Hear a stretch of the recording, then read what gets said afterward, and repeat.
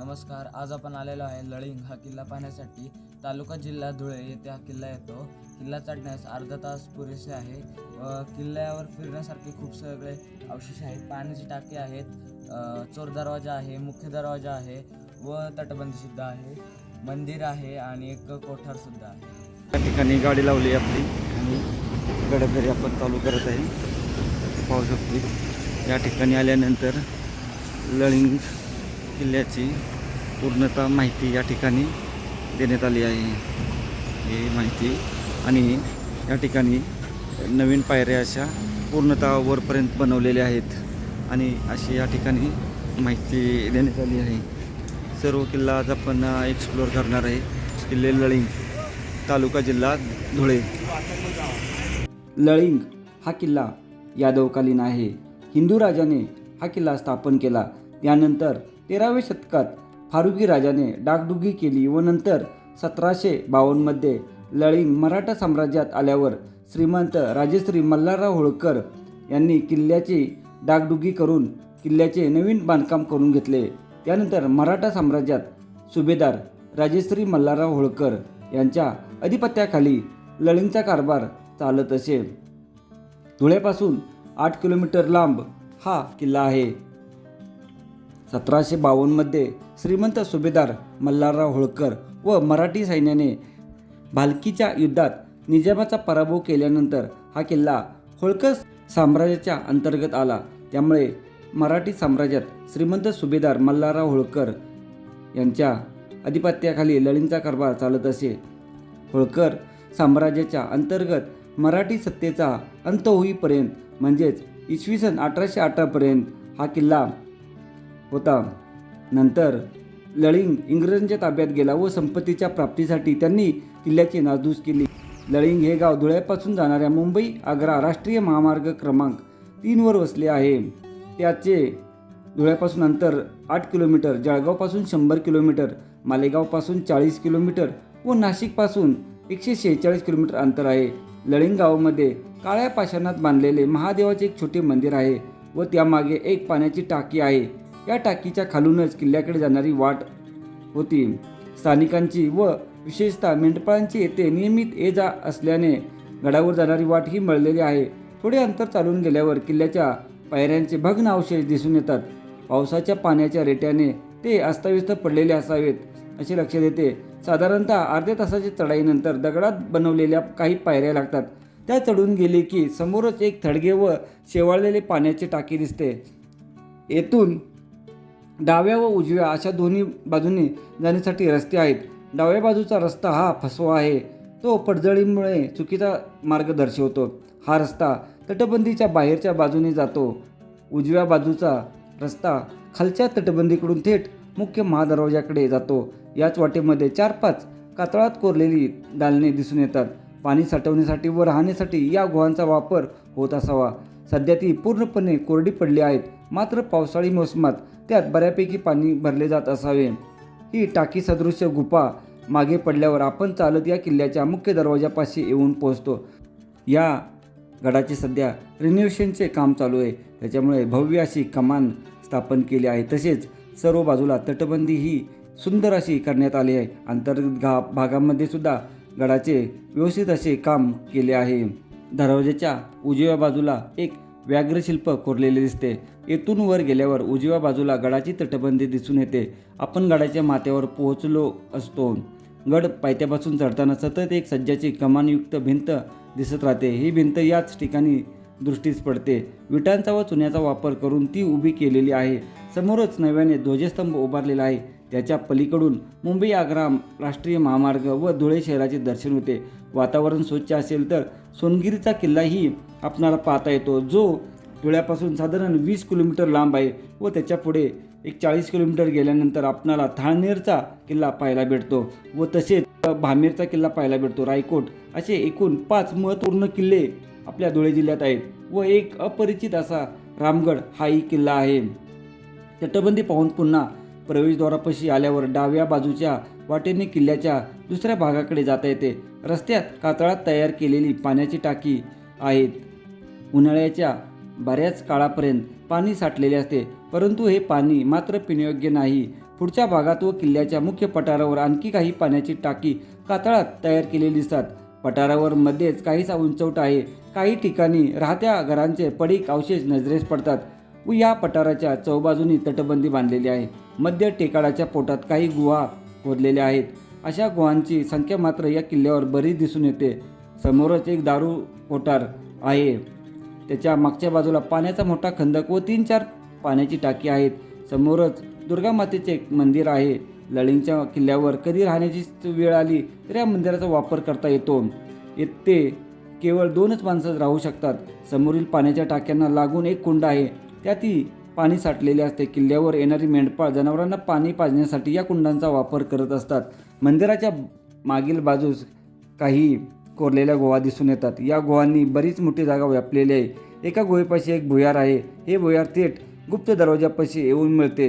या दरवाजापासून खाली कातळात कोरलेले पाण्याचे टाके आहे. खाली उतरल्यावर उजव्या बाजूला एक वाट जाते. वाटेत देवीचे एक पडके म्हणते. येथूनच लळिंगच्या मुख्य माचीकडे जाता येते. किल्ल्याच्या मुख्य बुरुजांवरून ही माची स्पष्ट दिसून येते. माचीवर एक पाण्याचा भव्य तलाव आहे. समोर एक घुमटीच्या खाली पाण्याची टाकी 2 पाहायला भेटतात. माचीचा परिसर पाहून झाल्यावर दुसऱ्या बाजूची वाट पुन्हा किल्ल्याच्या मुख्य दरवाजाकडे घेऊन जाते. येथून पुन्हा खाली मार्गस्थ होता येते. लळिंगचा किल्ला समुद्र सपाटीपासून साधारण 1,500 मीटर उंच असल्यामुळे तो सर करताना व उतरताना थकवा कधी होत नाही. आपणाला गडावर पाहण्यासारख्या भरपूर वास्तू आहेत. प्रवेशद्वार पायऱ्या चढून गेले की समोरच एक थडगे व शेवळलेले टाक्या पाहायला भेटते. ते पाहून झाल्यानंतर डाव्या आणि उजव्या अशा 2 रस्त्याने आपण गडावर जातो. डाव्या बाजूचा रस्ता हा फसवा आहे. तो पडझडीमुळे चुकीचा दर्शवतो. पाणी साठवण्यासाठी व राहण्यासाठी गुहांचा वापर होत असावा. सध्या पूर्णपणे कोरडी पडलेली आहेत. मात्र पावसाळी मोसमात त्यापैकी बऱ्यापैकी पाणी साठत असावं व व्याघ्रशिल्प, तटबंदी, ध्वजस्तंभ, कातळात कोरलेली पाण्याची टाकी, पठार, गुहा, दारूची कोठार, दुर्गामाता मंदिर, भुयार आहे, तलाव अशी आपणाला अनेक वास्तू गडावर पाहायला भेटतात. गडावर राहायचं बोलाल तर गडावर राहण्याची सोय नाही. फक्त मंदिरामध्ये 2 माणसं राहू शकतात. तसेच जवळ धुळे शहर आहे. त्याच्यामुळे धुळे शहरामध्ये राहण्याची सोय व्यवस्थित होऊ शकते. गडावर पाण्याची सोय आपणाला नाही, खाण्याची सोय नाही. त्यामुळे सोबत आपण पाणी वगैरे घेऊन यावे. असा हा ऐतिहासिक लळिंग किल्ला आज आपण पाहिला. साधारण पायथ्यापासून गडमाथ्यावर जाण्यासाठी 40 ते 45 मिनिटाची वेळ लागते व संपूर्ण गड पाहण्यासाठी 1 तासाची वेळ पुरेशी होऊन जाते. असा हा ऐतिहासिक किल्ला प्रत्येकाने शिवभक्तांनी येऊन पाहावा हीच विनंती. लळिंग हा किल्ला रोडला मेन हायवेला लागून असल्यामुळे आपण मालेगाव, नाशिक, धुळे पासून साधारण या किल्ल्याच्या अगदी पायथ्याला येऊन पोहोचून जाता. पुढं आलं की जरा असा हा पूर्णतः व्यवस्थित असा पायरी मार्ग आहे. जय बाला.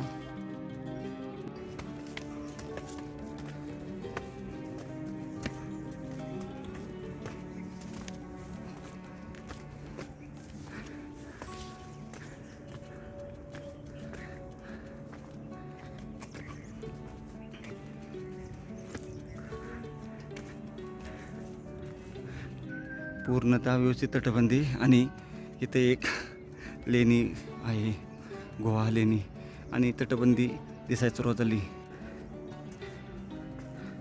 भव्य पाण्याचं टाकं भरपूर मोठं आहे आणि ह्याला डबल आहे. हा त्या बाजूलाही तिकडून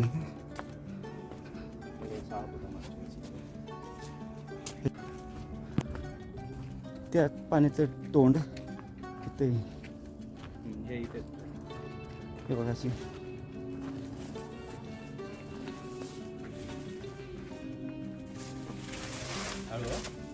हे बघा. आणि ते मगाचं खूप मोठं आहे पाण्याचं टाकं. येताना व्यवस्थित पाहू आपण. पायथ्यापासून साधारण अर्धा तासामध्ये आपण या लळिंगच्या महादरवाजापाशी पोचून गेलो. साधारण अर्धा तासाची वेळ पुरेशी होती. सकाळची वेळ आहे त्यामुळं अर्धा तासात पोचून गेलो.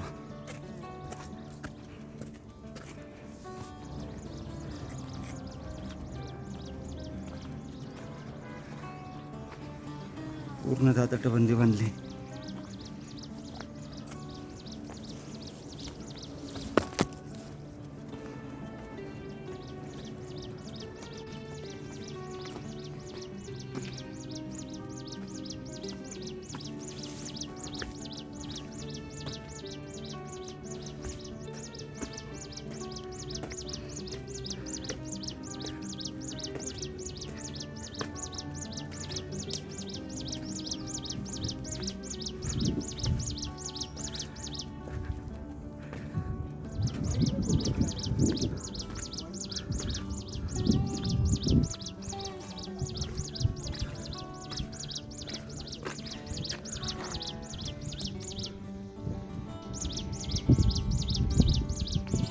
साधारण अर्ध्या तासात आपण गडमाथ्यावर पोचून गेलो पाहिजे.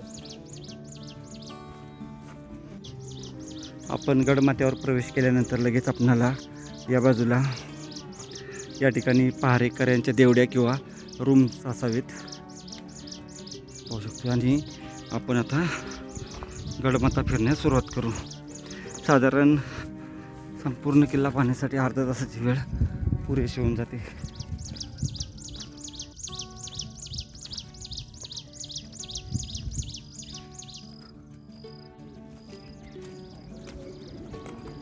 गडमाथ्यावर आपण पोचून गेलो आहे. आपली गाडी ते बघा तिथं लावली गाडी. तर आपली तिथं आहे बघा त्या समोरच्या तिथं जो स्टार्ट पॉईंट आहे त्या ठिकाणी आपली गाडी लावलेली आहे. गडमाथ्यावर पोहोचल्यानंतर उजव्या बाजूच्या रस्त्याने गडपेरी करण्यास सुरुवात करावी, म्हणजे संपूर्ण किल्ला पाहून पुन्हा आपण मुख्य रस्त्यापाशी येतो. हा जो बुरुज किंवा हे वास्तू आहे हे आपण येताना पाहू. प्रथम आपण हा बुरुज पाहू. या बाजू झेंडा बुरुज ह्या या बाजूचा. हे जे बांधकाम आहे हे प्राचीन बांधकाम आहे व ज्या ठिकाणी तटबंदी वगैरे उद्ध्वस्त झाली होती त्या ठिकाणी नव्याने बांधण्यात आली. ही नवीन तटबंदी पूर्णतः आहे.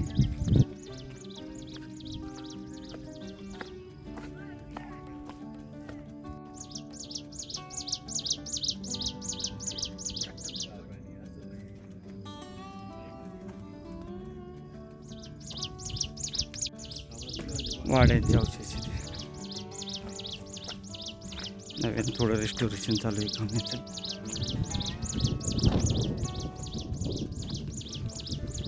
हे मंदिर आहे पाहू.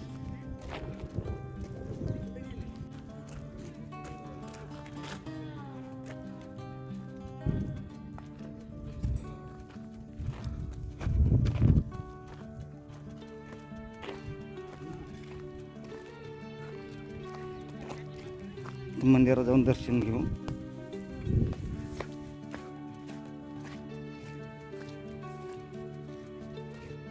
देवीचं मंदिर आहे. आल्यानंतर एक देवीचं मंदिर आहे इथं.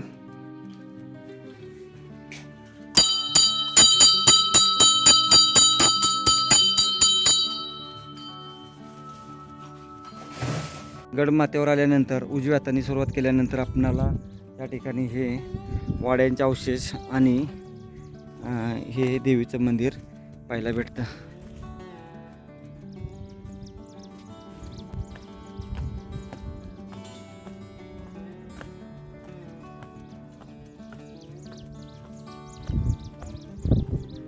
इथं पाण्याचं टाकच्या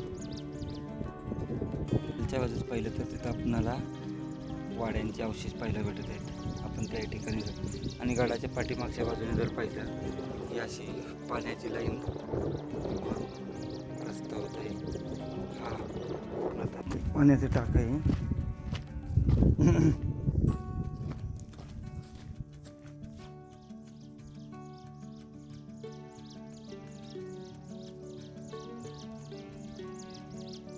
इथं हॅलो प्रथम हे पहिला हॉल भेटत आहेत तसे. आणि त्याच्यानंतर हा एक रूम आहे दारू क्वार्टर असावं. वास्तू ऐतिहासिक वास्तू ही. त्याला लागून त्याचं पाण्याचं टाक आहे आणि त्याच्या पाठीमागच्या बाजूस ही भव्य पाण्याची टाकी 1 2 आणि पाठीमागच्या बाजूस 1 3 असे 3 पाण्याच्या टाक्यांचा हा समूह आहे. तिथं पाहू शकतोय पूर्वी पाणी काढण्याची सोय केलेली असणार तिथं. भारी किल्ला आहे.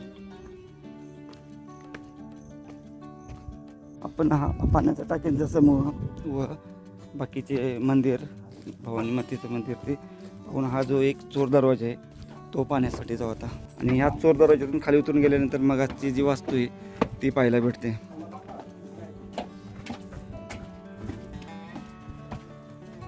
आता हा चोर जो दरवाजा आहे तो पाहण्यासाठी आपण जाऊ.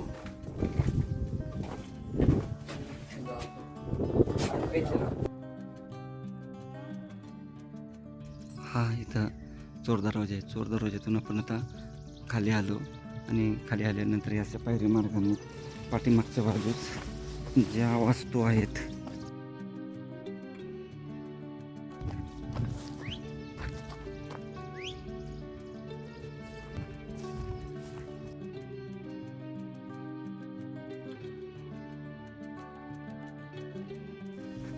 या थोडं खाली उतरून आलो की पाण्याचं टाक आहे ते पाण्यासाठी आपण आता जाऊ.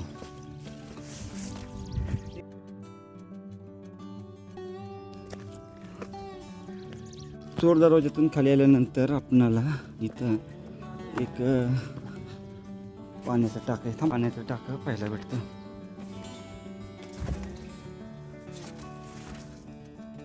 आणि खांब आहेत 2 खांब आहेत.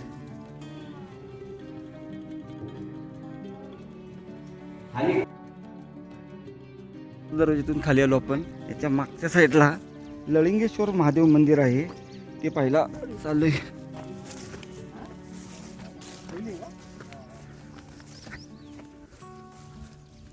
लळिंग किल्ला या भागात जंगल खूप आहे त्याच्यामुळं सावधगिरीने त्या ठिकाणी येण्याचा थोडासा मार्ग अवघड आहे. झाडी खूप आहे. सावधगिरीने या. लळिंगेश्वर महादेव मंदिर आहे हे बघा. लळिंगेश्वराचं मंदिर आहे इथं.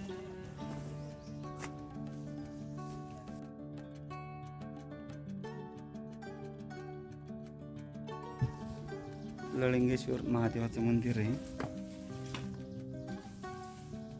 आपण आता पाहिलं आहे आणि हे पाहून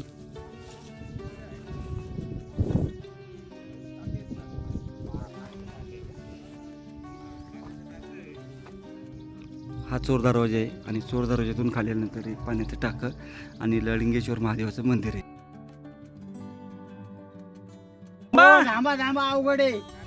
आहे आणि हा आपल्याला जबरदस्त अशी ही प्रेम आपल्याला मिळत आहे.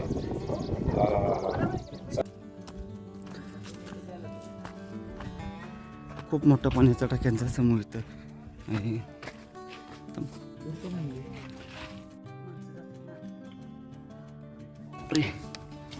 1 2 3 4 आणि 5 पाण्याचा टाक्यांचा हा भव्य दिव्य असा समूह इथं पाहायला भेटतो. खाली जायला वाट आहे परंतु वटवाघळ खूपच मोठ्या प्रमाणात आहे त्याच्यामुळे आपण खाली जाणार नाही. आज आपण लळिंग हा किल्ला पाहण्यासाठी आलेलो आहे.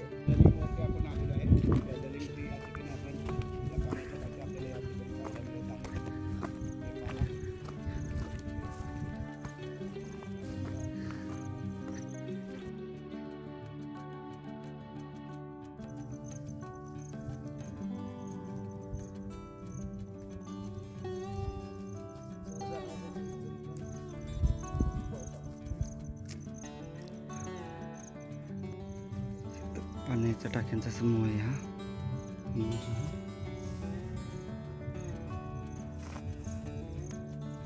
एक पाण्याचं टाक आहे परंतु ते बुजून गेले.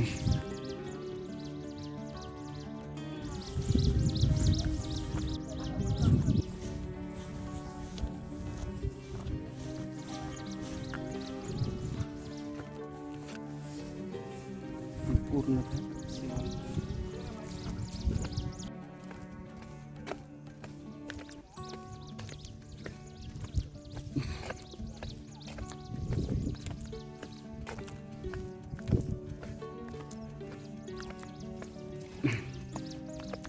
ऐतिहासिक महत्त्व असणारा किल्ला तो जो आहे हा धुळे, सुरत आणि तसेच नाशिक हा मुख्य महामार्ग आहे. या महामार्गावर लक्ष ठेवण्यासाठी या किल्ल्याची निर्मिती केली गेली होती. बंदुकीचा मारा करण्यासाठी ठिकठिकाणी इथं अशा चंग्यासुद्धा पाहायला भेटतात. कमान योगाची इथं प्राचीन आहे आणि काही ठिकाणी नवीन ठिकाणी एक नवीन वास्तू होत आहे. आणि अशा प्रकारे सर्व किल्ल्याची फेरी करून आपण परतीच्या प्रवासाला निघू. सुंदर किल्ला आहे, जरूर करावा.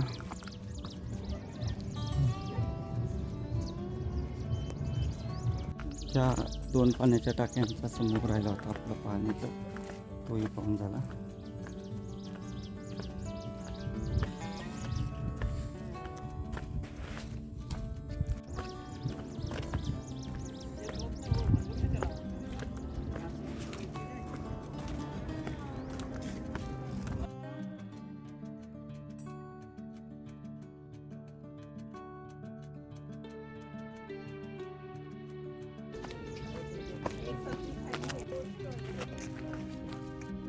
संपूर्ण गड फेरी करून आता आपण परतीच्या प्रवासाला निघत आहे.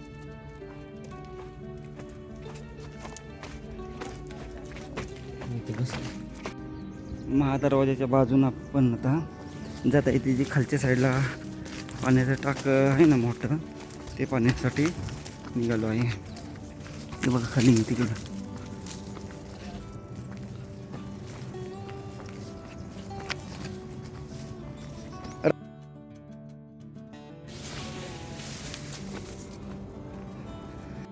या ठिकाणावरून जबरदस्त सुंदर आपणाला किल्ल्याचे दर्शन होत आहे. आणि आता खाली जाऊन ही वास्तू पाहून लावाई.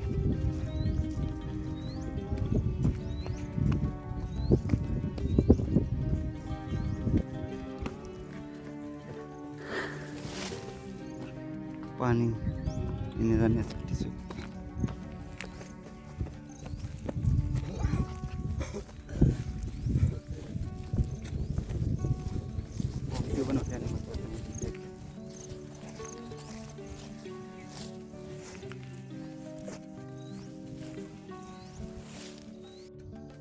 हा तलाव आणि ही त्या बाजूला असलेली नारी छत्री उमटी पाहिजे आपण आता.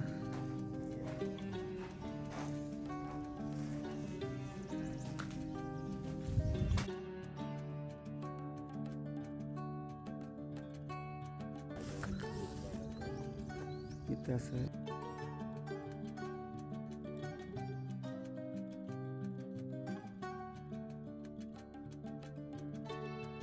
पण आपण लळिंगचा मुख्य दरवाजा सोडून या बाजूने आलो तर या ठिकाणी पाहू शकतो अशी इथं तटबंदी पाहायला भेटते. बघा इथं अशी ही बघा अशी पूर्ण तटबंदी इकडं.